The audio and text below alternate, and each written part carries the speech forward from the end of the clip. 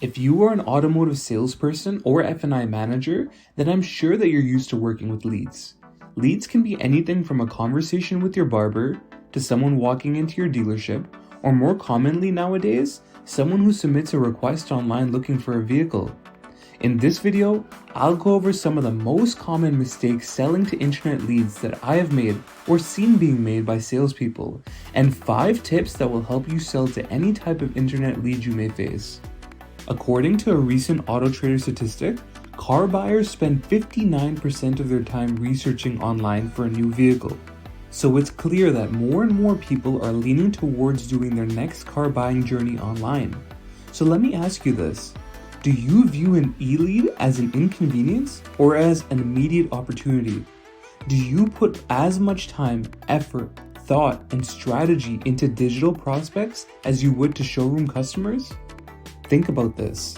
When you receive an e-lead, the prospect already wants what you have to offer, whether it be a specific vehicle or a special promotion. Most of the time, they have given you their personal information just so you can help them. So don't be fooled. These leads are even more warm to buying than walk-in customers are. They want to be sold. They really want someone that they can trust to tell them that whatever they think they are doing is right. So here's my first tip. Contact the prospects right away. This is probably the most common piece of advice you'll hear in this industry. But odds are, you don't know exactly why this is so important. Well, I've got some news for you. The lead management study saw a whopping 400% decrease in the odds of qualifying leads when reps waited 10 minutes or more to follow up, while those who received a response within 10 minutes are 3 times more likely to visit the dealership. This is because people who submit a request online are doing so with multiple vendors at the same time. The second the prospect fills out the lead form, it is a race with all your competitors. Whomever can get a hold of the lead first will have a significantly greater chance of closing the deal. The sad thing is that according to a study done by Arthur D. Little, a dealer's average response time to customers is around 9.5 hours. This is thousands of dollars left on the table every day and is a huge opportunity for improving the overall customer experience. What should you do then? Well, here are my 2 cents. Focus your attention on the highest priority task, responding to internet inquiries. If you would like to know the best times in the day and the week to contact internet leads, you can do so by downloading my free ebook in the description below. Now, while speaking to a lead over the phone right away is optimal, in most cases with subprime prospects, you'll notice that it's necessary to warm up the lead into a conversation. This can be as simple as letting the prospect know that you've received their contact request, introducing yourself, thanking them for their interest, and letting them know that you are in the process of getting them all the information they requested for within a specific time period. A simple touch like this over email or text should be sent off as soon as you receive the lead. This will buy you and perhaps your sales manager the time to develop a strategy with the more challenging inquiries. Taking this a step further, within the first contact email, some salespeople have actually been implementing this surprisingly effective strategy of sending a short video of themselves discussing the lead's inquiry. Many dealers have seen great response rates with videos like this because it puts a face to the name and is a great way of breaking the ice to people who have no idea who you are. Tip number 2, use positive language. In many cases, developing a relationship with the lead to the point where they can trust you can be tough. But a positive response to the prospect will likely get you a favorable outcome. Positive reinforcement goes a long way in keeping the customer engaged, allowing you the opportunity to move forward in the sale. This also means avoiding using the word no. If you start telling a prospect that they cannot have what they inquired about, this is the fastest way of pushing your customer over to the dealership down the road.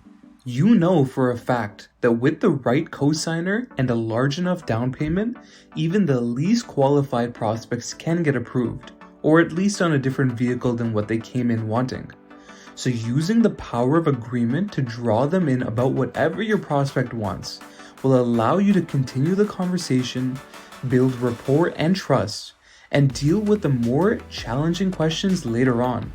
I've noticed that when I start talking about using positive language, salespeople tend to incorporate this with some sort of the fake salesman voice. You know the voice I'm talking about. How many times have you picked up a call and heard something along the lines of, "Hey there, am I speaking to Betty? This is David from ABC Motors here in Toronto. How are you doing this amazing day?" While this introduction is positive, what would be your reaction if you heard something like this? "I need to end this conversation." Now, this is less about what you said and more about how instinctively, when a person feels like they're being sold, their guard will come up, and it's an uphill battle from there. Prospects expect a salesperson to sound smooth, enthusiastic, and pushy like this.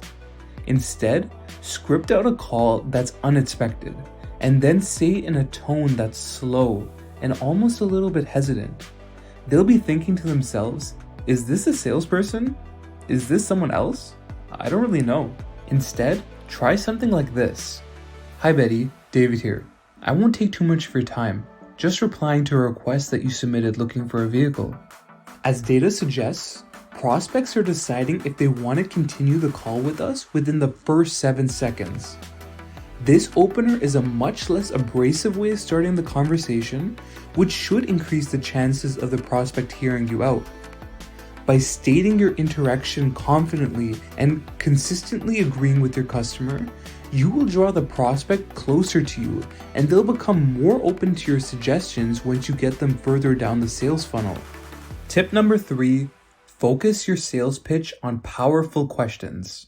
For most professionals, such as doctors, questions are a tool of the trade. While going to the doctor's office may seem like an interrogation, asking a series of questions is the only way they can diagnose the problem. Whenever you are asked a question, we as humans start a mental process called instinctive elaboration. Without realizing it, the person answering it will reorient the questions back to the subject. Not only does hearing a question affect what our brains will do in that instant, but it can also shape our future behavior. In car sales, a simple question like, "What made you decide to get in contact with us?" or "How many years have you been looking to build your credit?"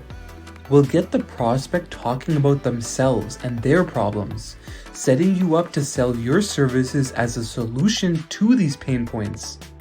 Unless the prospect can open up to you about what's really on their mind, you cannot fully service that customer. The best way to ask questions is to slowly warm up the prospect by asking more open-ended queries to narrow questions. By following this framework, you'll discover exactly what issues are most important to your customer and show them how your product or service can address these concerns. And you'll notice their perception of you as a salesperson will automatically change to an expert who truly understands them and is really trying to help them out. But asking questions is only half the battle. You must also be paying attention to what the prospect is saying. According to the Harvard Business Review, all successful salespeople can see from the customer's perspectives.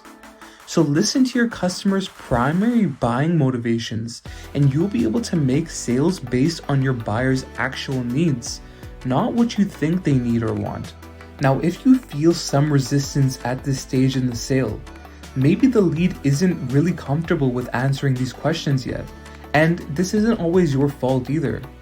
A good way of breaking a tough conversation is by sharing stories as a form of confidence building. This comes from the understanding that most people's brains have a natural tendency to be swayed more easily by compelling stories than just by plain facts. You can talk about a previous customer who shared similar issues and how you were able to resolve these pain points. Or maybe you, a friend, or a family member went through this before. Really paint a picture in the customer's eyes that their fears and issues are a serious problem today. And not only have you faced this issue, but you've also solved it in a way that the prospect could not think was possible. You will see that this simple trick will bypass a customer's critical thinking parts of their thought process and instead feel that having your services is actually a satisfying emotional achievement. Tip number 4, complete a call to action. A call to action is any action that you want the lead to take at the end of this and is the reason that you're contacting them. I used to be guilty of this, being on a call for 20 minutes with the lead, making myself believe that I was trying to build rapport, when really I was just worried about what would happen if I pushed too hard.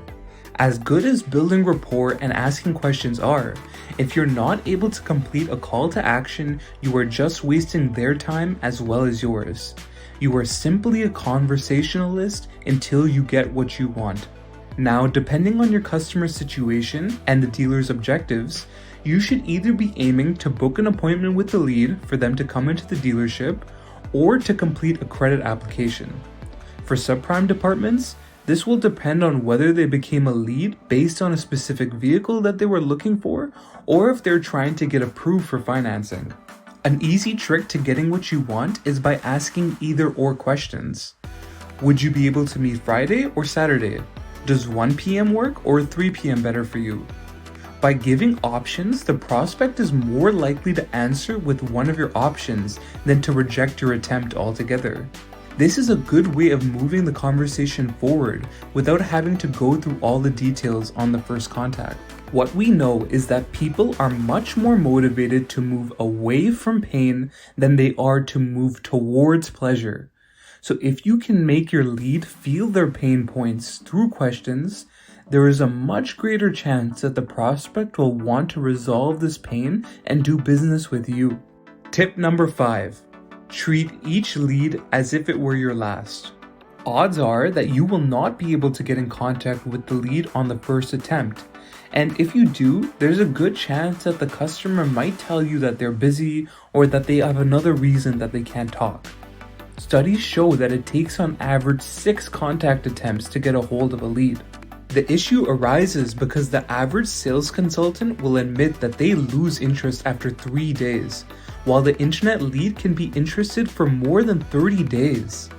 It's very likely that leads can get distracted with life and pop up a little bit later, so you need to be present in your prospect's mind or you will be forgotten when they're ready to buy. When following up, keep in mind that because the lead reached out to you, there was a buying decision backed by that action. So until you have made contact with them, you cannot assume that the lead does not want or need what you have to offer. You should be attempting to call all your leads every day until they respond to you. However, it's likely that you may have to get the ball rolling over text or email first. Let's say you got in contact with a lead who inquired about looking for a vehicle, but let's say there was some reason that you were not able to complete that call to action. The best follow-ups in this situation would be with a photo or a video of yourself with the vehicle or in the dealership, or a similar one that they inquired about, quickly explaining some features, addressing any issues they had with it, and asking them to come in to meet with you while showing some sort of urgency. Once you have that appointment, a follow-up text or email a day, an hour, and in the quarter hour before the appointment will give you a 38% greater chance that they will show up. Sending a simple reminder of the inventory that you have available or a pre-approval that can expire may be what's needed to bring the lead back to life and in the top of your sales funnel. When it comes to following up with a lead, your attitude determines your altitude. If you are determined and focused, the facts show that you are bound for success. So don't be worried that you can't see the light down the tunnel. Each e-lead is a prospect begging for your help and is an opportunity for you to sell a car and to learn from your mistakes. You would be surprised how many customers just want to be convinced that they are making the right decision. In fact, most people really are just looking to be sold. So if you can show the prospect that you are trying to earn their business by following up, you will see your closing ratios shoot up like crazy. I hope this video gave you guys some perspective on exactly what you need to do in order to see great results when selling internet leads. If you like this video, please show it some love, give it a like, and subscribe to my channel for more videos like this, and good luck!